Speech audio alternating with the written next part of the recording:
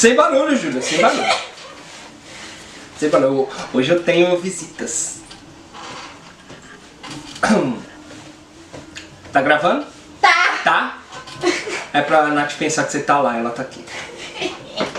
Olá, olá, olá, pessoal do canal, sejam bem-vindos a mais um vídeo do Almanac Nerd. Hoje a gente vai ver um bocado de mistério por aqui. Mistério. Aquelas histórias fantásticas que são meio difíceis de acreditar, que nem as lorota que aquele seu tio conta em todo churrasco, né? Ou aquelas histórias que sempre estavam estampando as capas dos notícias populares nas décadas de 80 e 90. Já deixa o seu like e, como o vídeo é sobre coincidências incríveis, você também pode colaborar. Clica nesse botão vermelho aqui embaixo. Se você clicar, por coincidência você vai ser um inscrito do canal. Olha aí que bacana.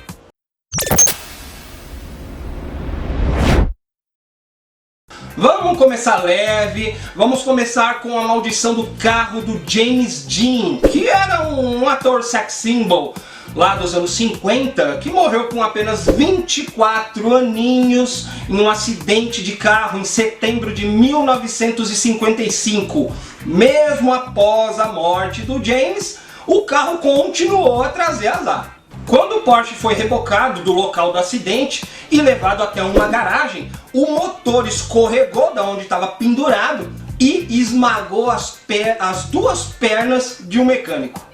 Essa garagem onde ele estava sendo reparado foi destruída por um incêndio. Esse motor que foi reparado foi comprado por um médico que tratou de colocar ele no carro de corrida que ele usava lá, sei lá, nos fins de semana.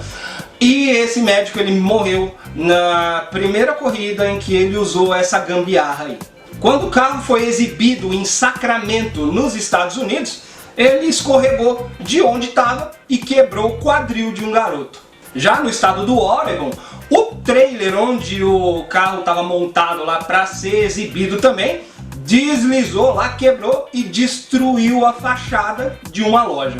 E, finalmente, em 59, o carro se despedaçou misteriosamente em 11 pedaços no suporte de aço em que ele estava montado.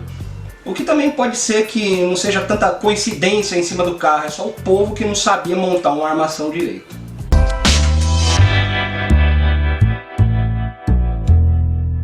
Agora vamos ver a história de dois sósias.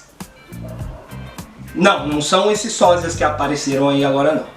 Em Monza, na Itália, o rei Umberto I foi a um restaurante fazer uma boquinha lá, junto de um dos seus generais.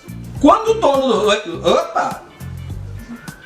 dono do restaurante anotou o pedido, o general percebeu que o rei e o cara eram idênticos, gêmeos idênticos, mas de mães diferentes. E aí os dois começaram a trocar ideia lá sobre as suas coincidências. Tipo assim, opa cara, ó, você é rei, eu tenho um restaurante. Aí eles foram continuando a conversa e descobrindo que tinham muitas semelhanças entre eles. Por exemplo, os dois se chamavam Humberto, nasceram no mesmo dia e no mesmo ano, 18 de março de 1844, e na mesma cidade, Turim. As mulheres dos dois se chamavam Margherita e o casamento foi no mesmo dia. Aí, para completar o bate-papo, eles descobriram que no mesmo dia que o Humberto I foi proclamado rei, o outro Humberto lá abriu o restaurante dele. Animado, o rei se despediu e convidou o cara lá para sentar do lado dele lá na área VIP durante uma competição que ia ter em um estádio lá. Aí no dia seguinte, 29 de julho de 1900, o negócio tava rolando e o rei estranhou que a cadeira do lado dele tava vazia e o cara não tinha chegado. Um pouco depois, ele foi avisado de que o dono do restaurante tinha acabado de ser assassinado com um tiro bem na porta do estádio. Depois da cerimônia, o rei decidiu voltar caminhando para o palácio entre a multidão e acabou assassinado por um tiro também.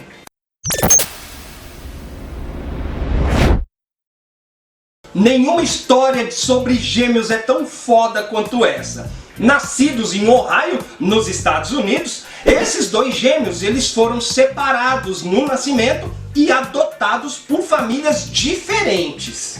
Sem o conhecimento um do outro, né? Os dois foram batizados com o nome James. Então os James eram gêmeos. Que cara mais engraçado. Essa foi só a primeira das coincidências. Os caras cresceram sem conhecimento um do outro, mas mesmo assim receberam treinamento policial, eram bons com desenhos mecânicos e carpintaria e casaram com mulheres chamadas Linda. Não satisfeitos com tantas coincidências, eles pegaram um dos filhos deles e batizaram os dois com o nome de James Alan. E aí acabaram se divorciando e depois se casaram com mulheres chamadas Betty. Os dois tiveram um cachorro chamado Toy e dirigiam o mesmo modelo azul de um Chevrolet. Eles também fumavam a mesma marca de cigarro e bebiam a mesma marca de cerveja.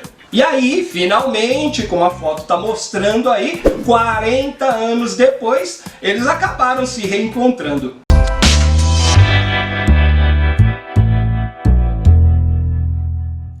Durante a Primeira Guerra Mundial, no exército britânico havia um major chamado Summerford. E durante uma batalha ele foi atingido por um raio e acabou paralisado. Depois que a guerra acabou, ele acabou se mudando para o Canadá. E um tempo depois, durante uma pesca, ele novamente foi atingido por um raio, que dessa vez paralisou só o lado direito do corpo dele. E ele levou 2 anos para se recuperar dessa merda aí.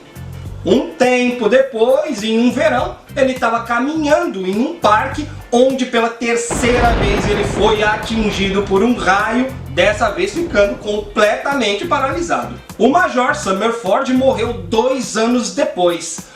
Mas 4 anos após a sua morte, um raio atingiu a sua lápide, danificando lá a pedra.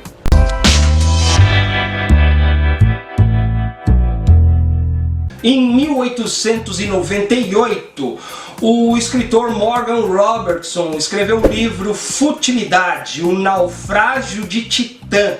A obra conta como era o modo de vida da aristocracia lá. Os ricos tinham empregados, os homens usavam só aquelas casacas, aqueles paletó, tudo bonitinho. E as mulheres viajavam com baús cheios de roupas e joias.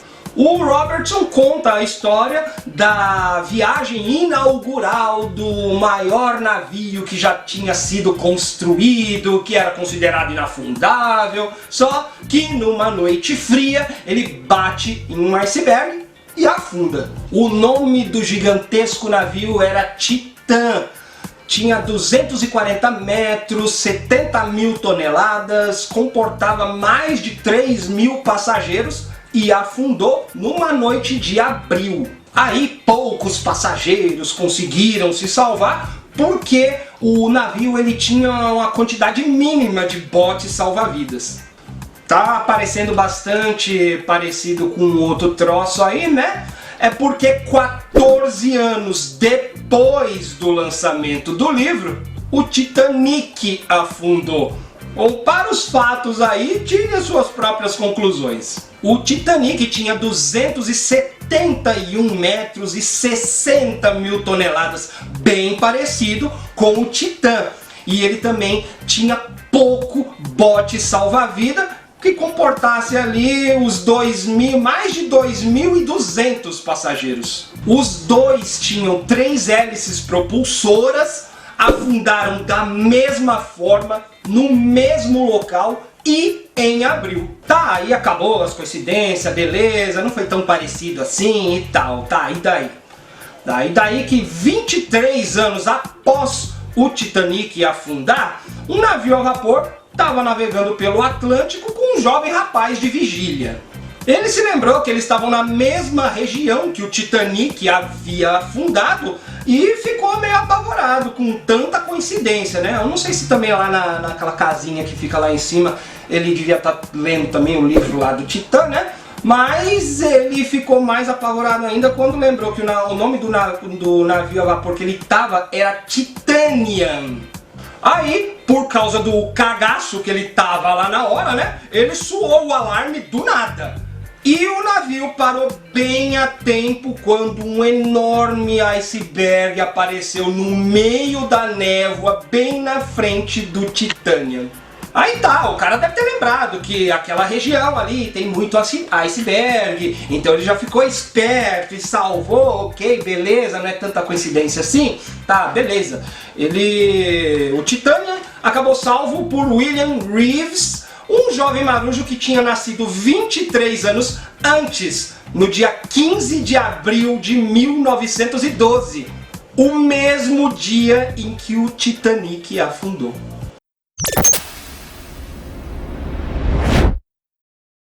Para finalizar, vamos ver as peculiaridades que ligam os presidentes americanos Abraham Lincoln e John Kennedy. Lincoln foi eleito presidente em 1860 e Kennedy em 1960. Os sobrenomes Lincoln e Kennedy têm 7 letras e os dois estavam comprometidos com os direitos civis. Talvez a maior das coincidências que envolvem esses dois é que os dois eram americanos. As esposas de ambos perderam filhos enquanto viviam na Casa Branca. O sobrenome da secretária do Lincoln era Kennedy e o sobrenome da secretária do Kennedy era Lincoln. Os dois presidentes foram assassinados por sulistas, ambos numa sexta-feira, e foram sucedidos por sulistas. Ambos os sucessores deles tinham o sobrenome Johnson.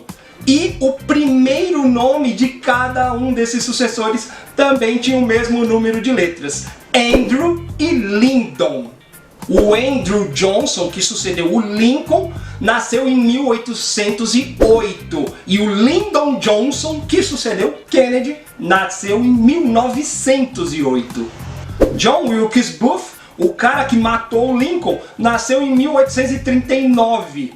E o Lee Harvey Oswald, que matou, ou supostamente matou, né, o Kennedy, nasceu em 1939. Booth saiu correndo de um teatro e foi apanhado em um depósito, supostamente também, tá? E o Oswald, ele saiu correndo de um depósito e foi pego em um teatro. E ambos foram assassinados antes dos seus julgamentos. Lincoln foi morto na sala Ford, no Teatro Kennedy. E Kennedy foi assassinado num modelo Ford, ou num carro da Ford modelo Lincoln. Bom, chegamos ao fim do vídeo e com uma última coincidência. Já que aqui é o fim do vídeo, ele acabou. Então se inscreve aí no canal, deixa aí a curtidinha, compartilha com o pessoal e até o próximo vídeo aí, em breve. Acho que até o fim da semana, quem sabe a gente já tem outro aí no pente aí, tá bem? Até daqui a pouco.